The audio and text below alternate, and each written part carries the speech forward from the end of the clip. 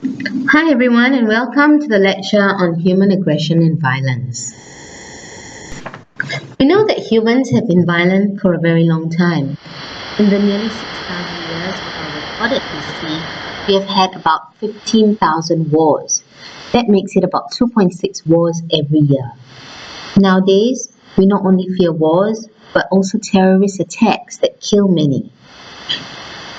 Due to the abundance of wars, terrorist attacks, and other man-made atrocities that actually result in us killing each other, some groups suggest that humans may be the most vicious animals for non-survival purposes. And that may not be far from the truth, because more humans die annually as a result of our own actions, or the actions of other humans that is, than for any other reason. Now, if you watch the two videos that this slide is linked to, you will see that sometimes it is not uncommon for little everyday experiences to blow up and become reasons for aggression and violence to occur in our everyday lives. In today's lecture, we will be looking at the definition of human violence and aggression. We will also be looking at how different psychological theories can actually be used to explain the development and the prevalence of violence and aggression in everyday life. And finally, we will look at some examples of violence and aggression in real life, how it affects the people around them, and also why it may occur in the first place.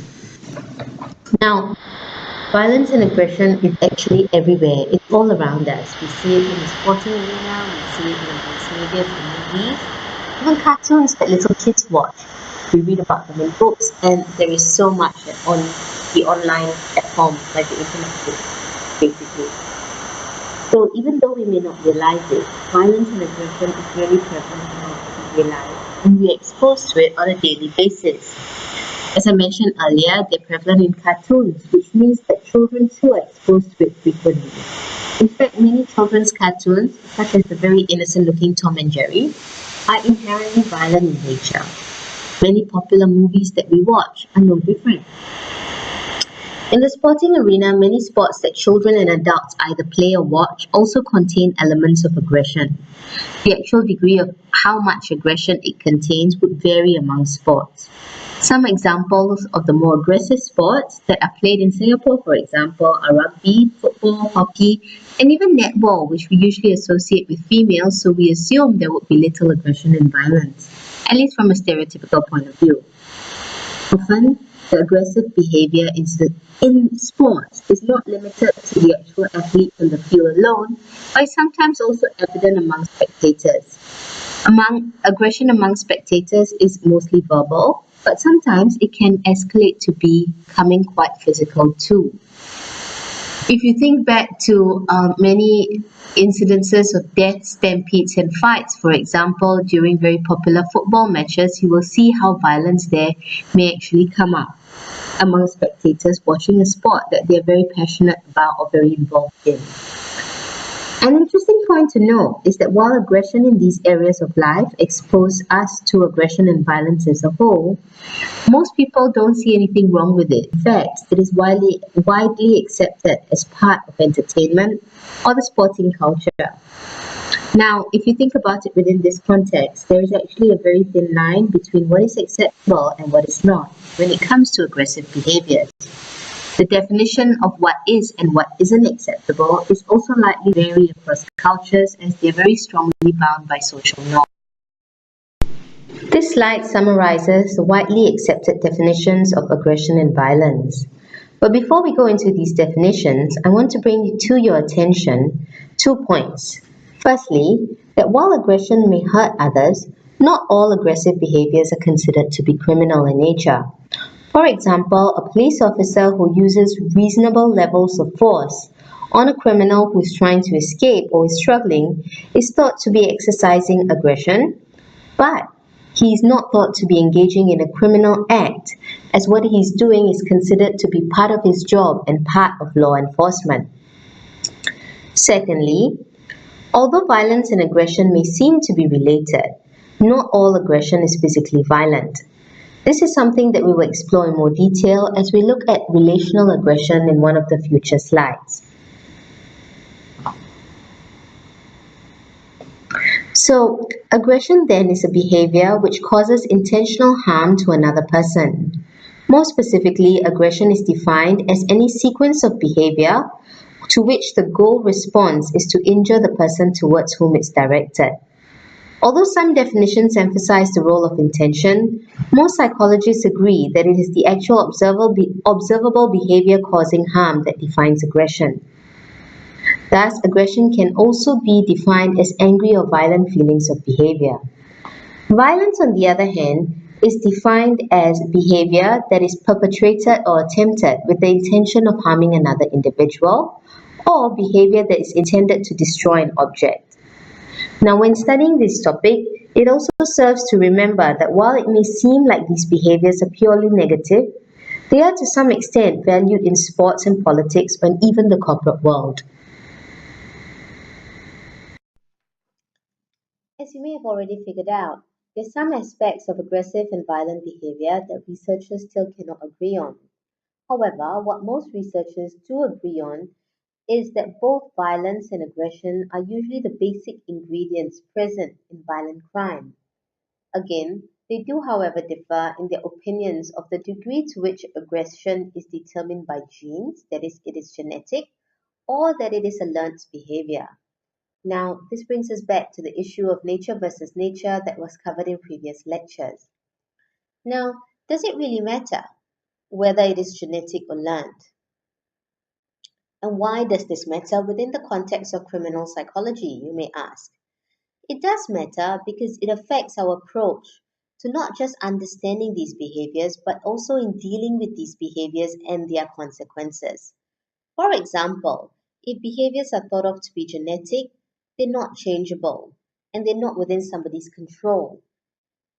Um, it is quite a pessimistic view of violence or aggression because if it is indeed biological, it is something that we cannot totally eradicate, but instead it's something that we can just try to manage and control, either at the individual level, where the individual must work hard to keep these innate tendencies in check if they are present within him or her, and secondly, societal norms or societal rules and laws should also be designed to discourage these instinctive behaviors.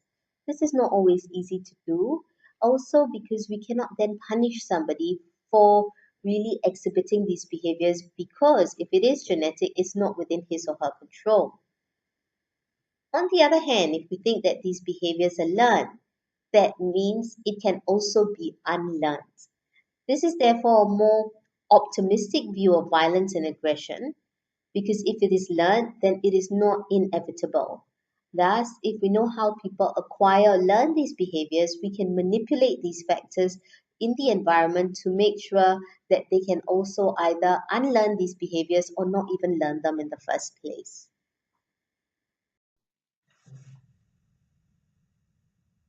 When understanding aggression, it is good to keep in mind that there are different ways that aggression can be categorized. One way it can be categorized is as either active aggression or passive aggression. As a rule of thumb, a good way to distinguish between the two is that while passive aggression may hurt another person, it is not usually considered to be a criminal act. Both active and passive aggression can be seen as direct or indirect. Examples of direct physical active aggression is punching somebody or hitting somebody, whereas indirect physical aggression that is active in nature could be when you play a practical joke on someone or you set a booby trap. So it's not so clear who the perpetrator was in the first place.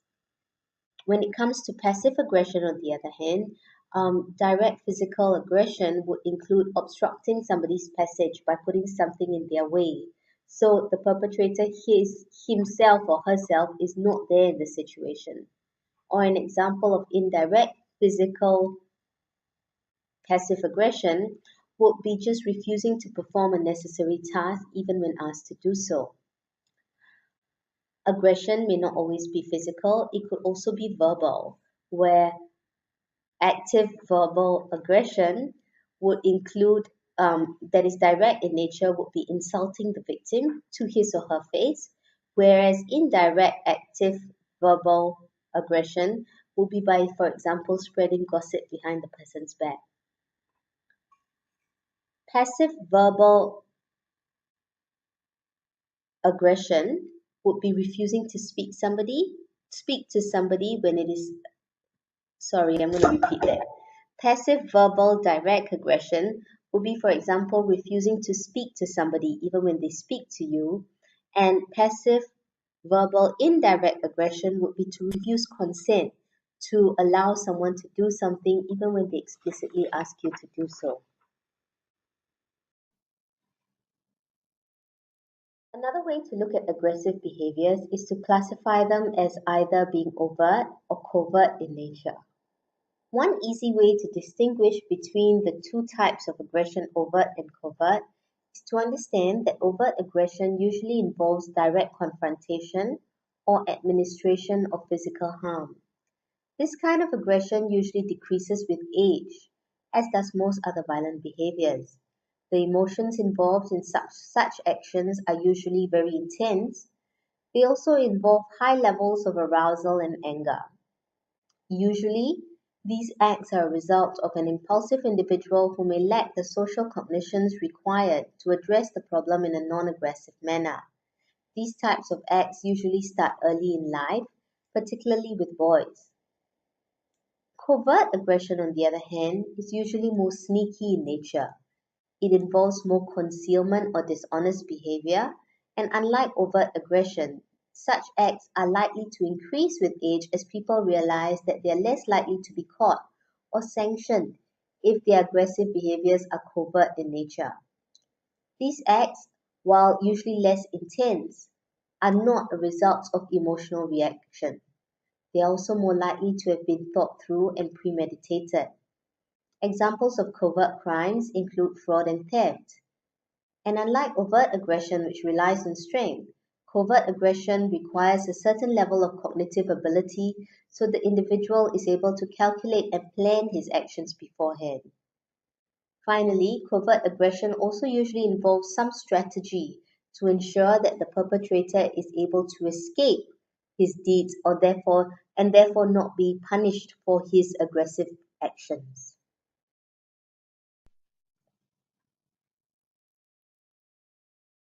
A third way to view aggression is either as hostile or instrumental. The main distinguishing factors between these two types of aggression is the goals or rewards that these actions offer the perpetrator. As can be seen on the screen, hostile aggression usually occurs as a response to anger-inducing situations. These situations could either be real or perceived insults or threats, for example. They're also often characterized by intense or disorganized anger and usually involves the use of force. The goal of such actions that come under hostile aggression is usually to harm the victim or to make the victim suffer. Males are usually associated with hostile aggressive acts.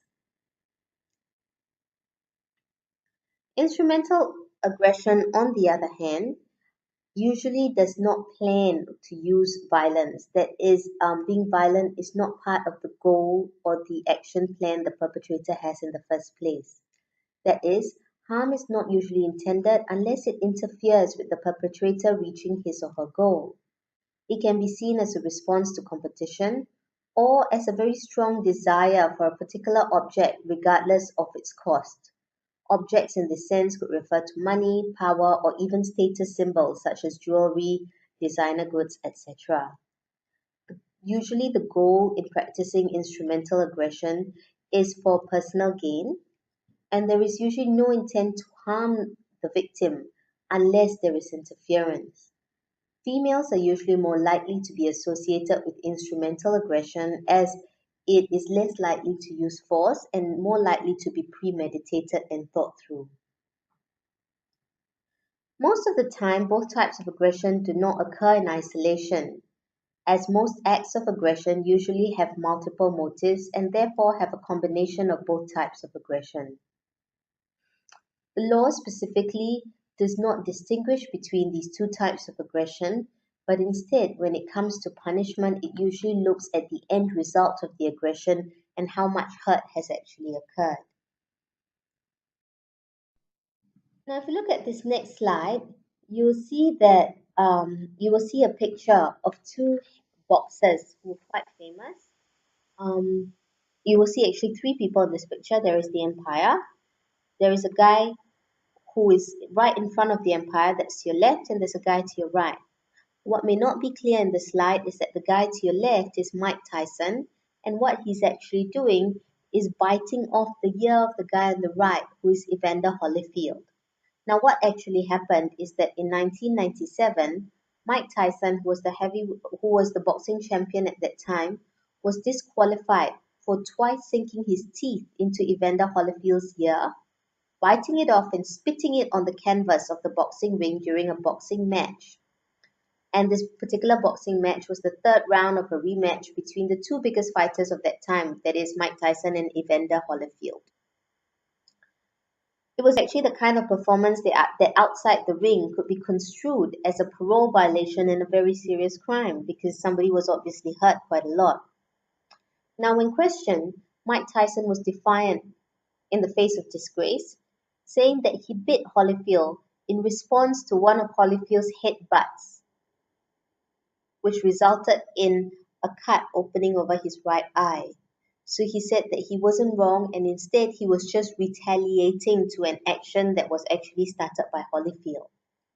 However, at a later date, in an interview with Oprah Winfrey, Tyson said that what actually happened is that he wanted so desperately to beat Holyfield in the ring that he bit his ear off because he was so angry when he realized that there was no way he could defeat Holyfield in any other way. And as a result of knowing this, he just wanted to hurt Holyfield in any way that he could before he was actually defeated. Now, this incident stands out very clearly in the minds of boxing fans, especially, but what or how it does come into our discussion today is that it is an example of how aggression can be both hostile and instrumental at the same time. In this next section, we will explore some of the psychological theories that help explain the presence of violence and aggression in our lives. From a psychodynamic perspective, Freud believed that human aggression is an instinctive drive, one that is related to the person and not the situation. He therefore says that human aggression is actually an unavoidable part of human life. He goes on to say that humans possess two basic drives from birth that contribute to the development of personality and behavior. The first is the drive for aggression, thanatos, and the second is the drive for pleasure, which is eros. These two primitive forces, he says, are the life and death instincts. Thanatos, or destructive energy, expresses itself in aggressive behaviors to others as well as self-destructive behaviors. And he goes on to say that these two primitive forces seek constant expression and satisfaction while at the same time opposing one another in our subconscious. And he believed that the conflict between these two driving forces is actually the origin of all aggressive behaviors. One model that he proposed to actually explain this is the hydraulic model of aggression. In this model, he suggested that aggressive forces build up like water in a dam, and these forces have to be released in some way. If they're not released, they will spill over into aggressive behaviors, and therefore it is important that they are dissipated before they reach dangerous levels. Thus, according to this theory, we can never eliminate aggression. We can only try to control it by channeling it into ways that involve symbolic forms of gratification. These indirect gratifications result in catharsis, that is, the release of drive energy. And if catharsis doesn't occur, it will again lead to aggressive behaviors. Psychodynamic theorists propose that catharsis can be accomplished either through actual behaviors, for example, playing football, or through vicariously watching certain behaviors, such as watching football. He says, or they say, that children who participate actively in sport or avidly watch school sports will ultimately be less aggressive than children who don't because they actually have an acceptable avenue to release their aggressive tendencies. They go on to say that people who engage in violent crime usually do so because they do not have enough opportunities to blow off this steam. Thus, they suggest that humans must be given multiple and appropriate channels for catharsis so that violent crime can ultimately be controlled.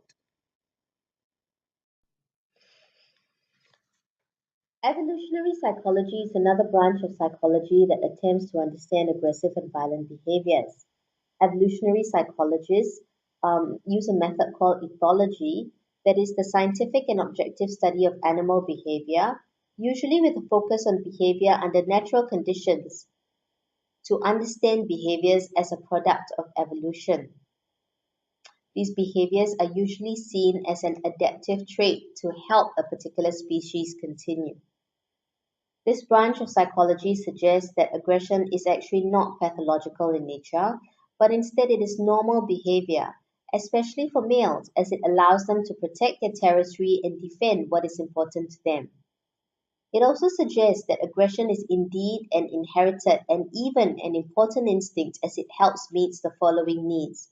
Firstly, it provides individuals with the instinct to attack violators who try and violate or enter their territory without permission. And secondly, it promotes territoriality, which is important because it prevents overcrowding and ensures that the best mates are available and also enough food and nutrition for their young. Evolutionary psychologists go on to say that most species practice ritualized aggression, as ritualized aggression is indeed an important and a species preserving behavior. Ritualized aggression usually involves complicated displays of force or superiority, such as baring one's teeth, showing off one's size in relation to somebody else, and perhaps even displaying color in animals, for example, how the peacock spreads out its fan or its tail. Animals demonstrate their superiority to others to defend their territory through these ritualized behaviors. Humans, however, have moved beyond that and often practice aggression to hurt or even annihilate each other. They suggest that this makes humans one of the few species that actually practice aggressive behaviors to such an intense level and at a level that does not actually serve any evolutionary function.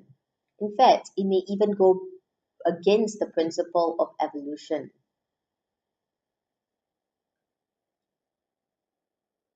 Other theories suggest that while this may be an interesting explanation, it is not supported by human aggression research. These researchers suggest that humans cannot be directly compared with other animals because we differ from them in terms of, for example, our brain structure. The brain structure of human beings, for example, differs quite significantly from even our closest animal relatives, and that unlike other animals, human beings have few genetically programmed behaviors. Therefore, we cannot put down our aggressive behaviors to just evolutionary psychology because we are more likely to react to the demands of the situation or the environment that we are in instead of based purely on instinct.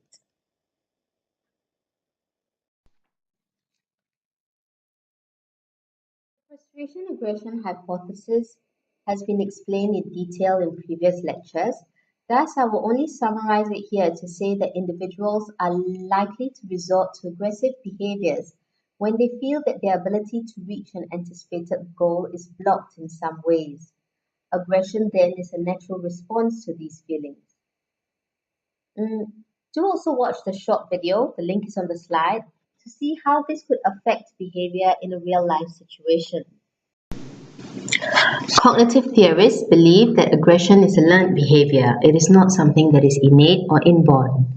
They emphasize the importance of mental processes such as perception and thought, along with the role of learning and situational factors in understanding aggressive behaviors. Leonard Berkowitz, one of the pioneers of the cognitive neuroassociation theory, suggests that it is important that we focus on the underlying emotional and cognitive processes that underlie the frustration aggression link.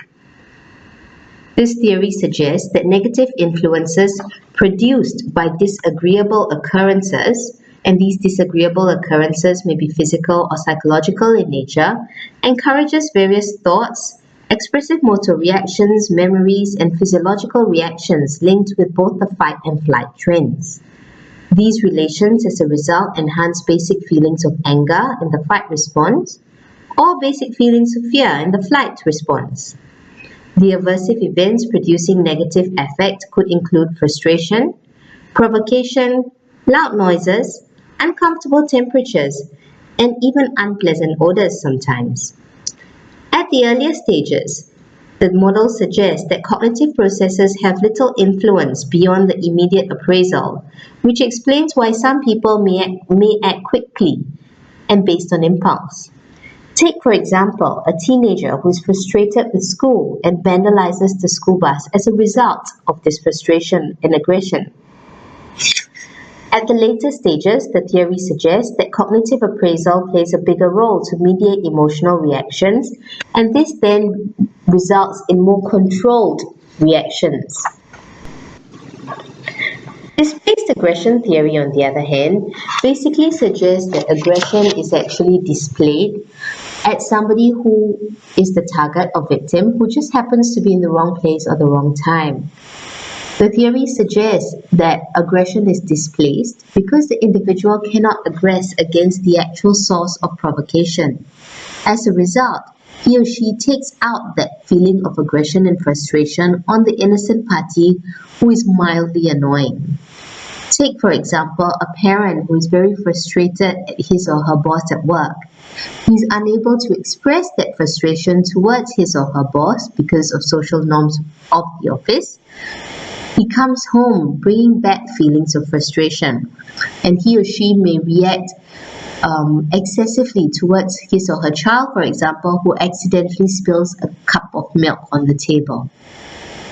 Because of this pent-up frustration, he or she may punish the child more harshly or may shout at the child more loudly than he or she would have if the displaced aggression wasn't there in the first place. In previous lectures, we have discussed in great length how social learning can influence the development of criminal or deviant behaviors. In the next few slides, we will build on this knowledge and focus on how these same theories can be applied to the development of aggressive tendencies or behaviors. As with other deviant behaviors, aggressive behaviors can be learned either through direct experience or by observing others' behaviors and the consequences of their actions. These observable behaviors include ways to harm others, either overtly or covertly, which groups may be the appropriate targets for aggressive behaviors, especially if we're dealing with displaced aggression, what kind of actions by a particular individual or group justify aggressive retaliative behaviors or even violent retaliative behaviors, and finally, in what situations or on what premises is aggression permitted or approved within the context of the social norms that they are acting within. Bandura has identified three major types of models or three major types of role models when looking at how aggressive behaviors can be learned through modeling. The three major types of role models that he had identified are family members, members of one's own subculture, for example, one's immediate peers, and symbolic models who are not in one's own subculture but are instead accessible through the mass media. In his research, he suggested that family members, especially parents, are very powerful role models, at least up till early adolescence. At this stage, they start playing a less important role and peers start playing a more important role. Unsurprisingly, he suggests that levels of aggression are highest in groups where aggressive models are easily accessible and when violence is valued. Since parents are important role models, it is also not surprising that aggressive or antisocial parents tend to produce similar offspring. Specifically, excessive physical punishment from parents was found to be related to aggressive behaviors even in children as young as 2 or 3 years old. The mass media, which includes the TV, the internet, and print media, also provide many models, although they may be symbolic models as they're not so easily accessible face-to-face. The importance of these symbolic models is especially pertinent in today's society when children are exposed to these forms of media from a very early age. Thus, it suggests that if there are symbolic models that children or even adolescents look up to, who engage in aggressive or violent behaviors, even though it is fictional and on screen, their behaviors are more likely to be imitated. Bandura also suggested that behavior is likely to be imitated if there is motivation to repeat the behavior. For example, a mass murderer may get an idea from the descriptive accounts of another killing. He may think about the incident again and again, and it may feature prominently in his mind long after it has been forgotten by others. The mass murderer may continue to think about the crime and rehearse the scenarios mentally until an appropriate condition presents itself for him to repeat the behaviors. Secondly, the consequences of the model's behavior is also or will also influence the likelihood of imitation. If a model is aggressive and is punished for his behavior, it is unlikely to be repeated. However, if the model gets away with aggressive behavior or is even rewarded for the behavior, the likelihood of imitation is much, much higher. Finally, for aggressive behavior to be maintained, it does require periodic reinforcement, and this usually occurs through instrumental learning. In the sense that if aggressive behavior brings about rewards, it is likely to be imitated and continued. Cultures of honor are cultures where people intentionally avoiding others and place a strong emphasis on maintaining a certain reputation and for not accepting improper conduct or what is considered to be improper conduct by others. Within these cultures, there are often very strong norms that indicate either directly or indirectly that aggressive behaviors are not just acceptable, but are also the appropriate and correct response when one's honor is insulted. As a result of this belief, there are social norms within these societies that indicate what responses are appropriate to insults or even perceived insults to one's honor. Within these cultures, sexual jealousy is also more likely to result in violence. Do click on the link here to watch a video that depicts how the culture of honor theory helps to explain differences in reactions amongst Northern and Southern Americans. Now, not all of this video is in English, but there are subtitles when it is not in English, and more importantly, it does explain how and why cultural factors may influence aggressive behaviors. Huseman suggests that aggressive behaviors in particular are also controlled by cognitive scripts. Cognitive scripts are basically our thought processes which are learnt or memorized through our daily experiences. These experiences could either be learned directly through our own experiences or indirectly by observing significant others, their actions and the consequences of their actions. These scripts suggest what events are likely to happen, how the person should behave, and the likely consequences of their actions or the likely outcomes of their behaviors. These scripts are unique to the individual, but once they're established, it usually becomes resistant to change and is likely to follow the person to adulthood, especially if it is practiced from time to time. The individual's evaluations of the appropriateness of a particular script determines which scripts are stored, retrieved, and then utilized.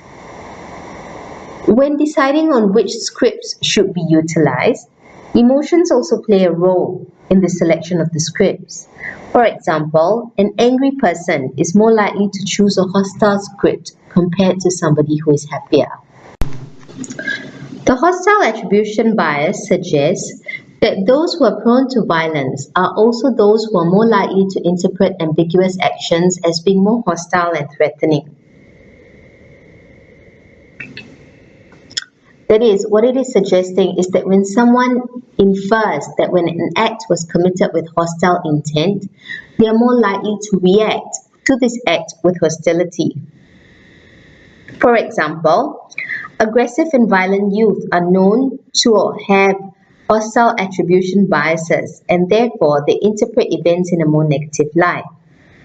For example, if I had innocently placed my foot very casually just outside my desk along somebody's path, somebody with a hostile attribution bias may view the behavior as a deliberate intent to trip them.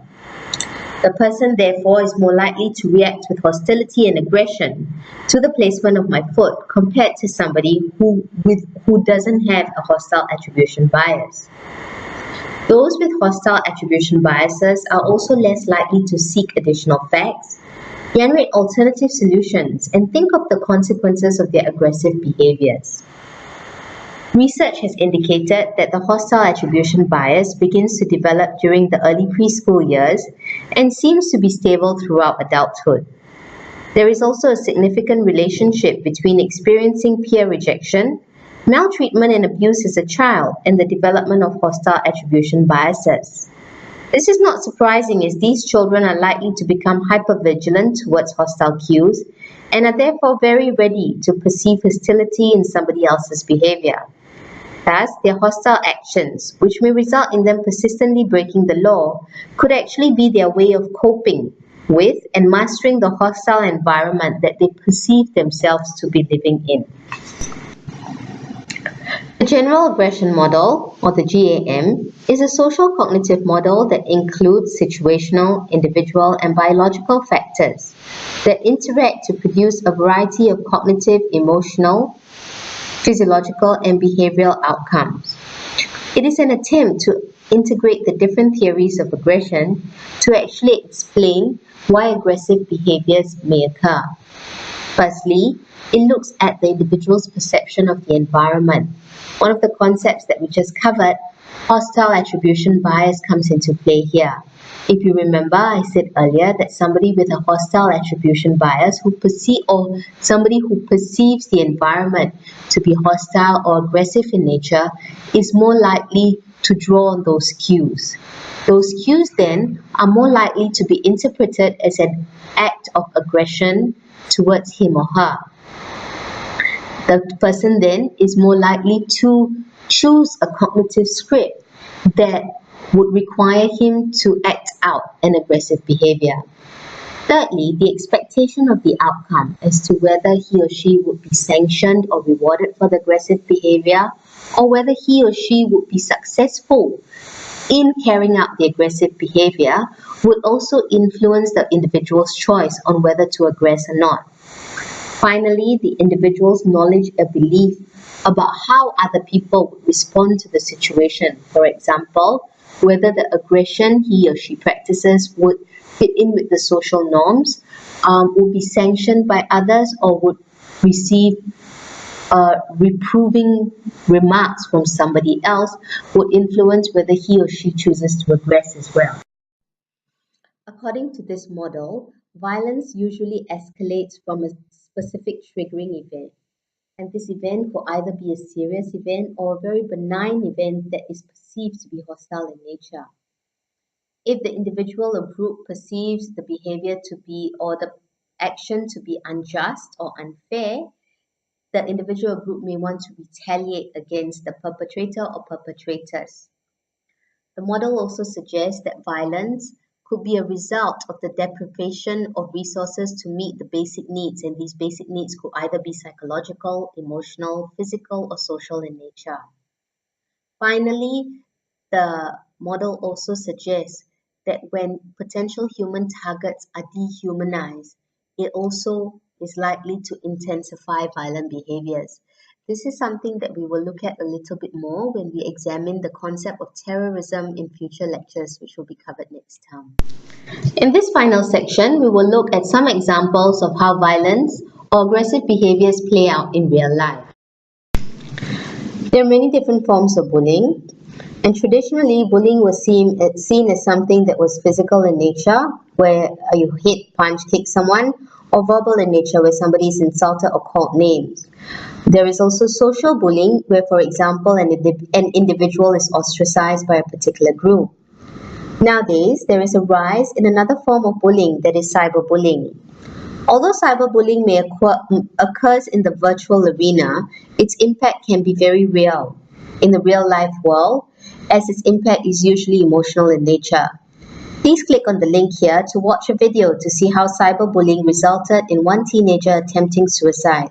Unfortunately, such incidences are only becoming even more common, even in Singapore. Bullying is a pattern of behavior in which one individual is chosen as a target of repeated aggression by another individual or by a group of individuals. Bullies and victims can be categorized into three main categories.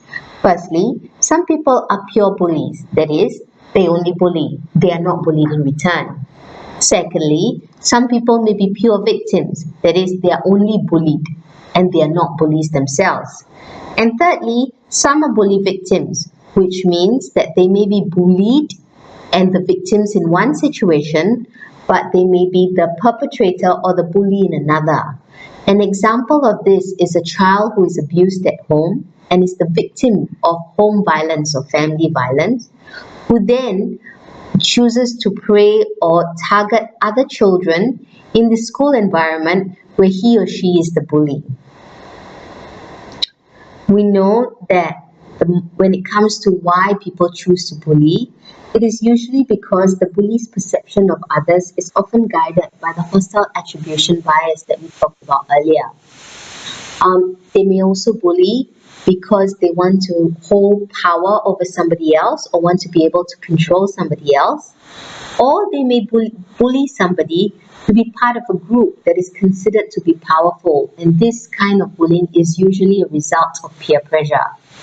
Finally, they may use bullying as a means to cope with negative feelings such as those associated with depression or feelings of helplessness.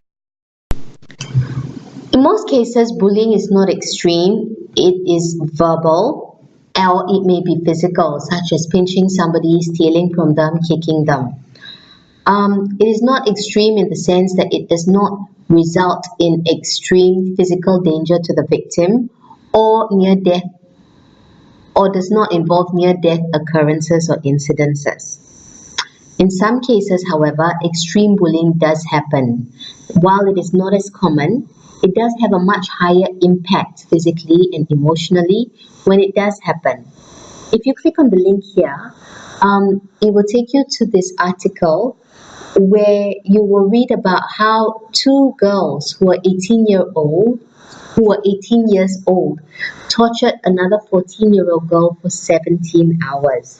What is interesting about this case is that the perpetrators were actually female offenders, and we do not usually associate females, especially those in their late teens, with extreme cases of bullying.